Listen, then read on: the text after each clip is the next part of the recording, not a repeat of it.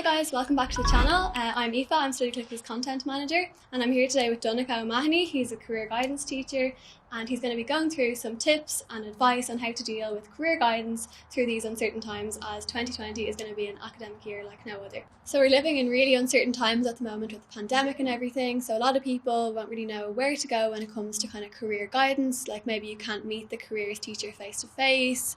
Will you even have a careers teacher this year? Will you get those careers classes that you need? What kind of advice would you have for students kind of going into the year ahead? Yeah, so firstly, going back to school, hopefully there is guidance classes and you will have access to your guidance counsellor. If not, I'm sure schools will make them available in some way. However, there are so many options, like we talked about earlier, where students can go to virtual open days. The social media websites for higher education institutes are brilliant at the minute. The work they're doing is incredible.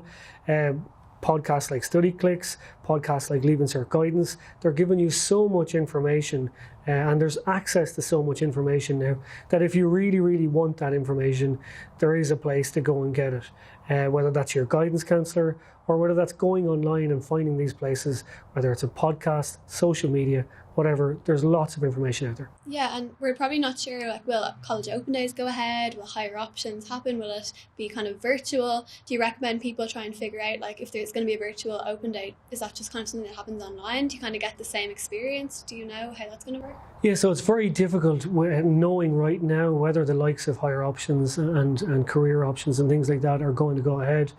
The virtual open days are very good. You have access to lecturers, professors. You can ask them what you like about courses. You have access to students in the colleges themselves. You have access to sports office where you can go and ask them questions.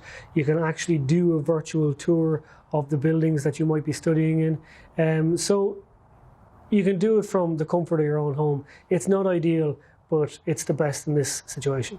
The last number of years was very difficult for guidance counsellors in school because their time allocation was reduced. Now, only very recently, this time allocation was put back to normal levels. So hopefully from here on out, people will have more access to their guidance counsellors. However, as you mentioned yourself, Eva, guidance counsellors could have between 500 and 1,000 students that they have to look after. And first and foremost, I suppose they're counsellors. And they have to attend to students who have very difficult needs right now. And I suppose careers might not be top of their agenda when they're dealing with so many things like this on a day-to-day basis. And then the priority is generally given to sixth years who are applying for different things. So if you're in first, second, third, fourth, fifth year, it might be very difficult to access your guidance counsellor, and it's purely because they're probably being overworked at that time. Yeah, so I suppose even the Studyclix discussion forum is a good place to go to kind of talk to people, even Leaving Cert guidance. You'd have a lot of stuff there if people felt they weren't getting enough time. Absolutely. So at Leaving Cert guidance on Instagram, if you follow us, we generally try and put up-to-date information as best we can. We let students know about upcoming deadlines that are coming up.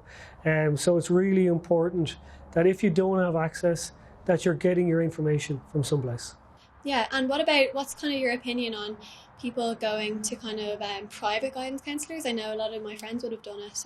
What's your opinion on that? Yeah, so there's some really, really good private guidance counsellors, and if you think that's going to benefit you, absolutely go for it. But do some research before you go. Is the guidance counsellor good? Have you heard good reviews about it? What happens? Even if you ring the private guidance counsellor and say, what does a session entail? What happens? What do I get for my money? Because these things are important to know.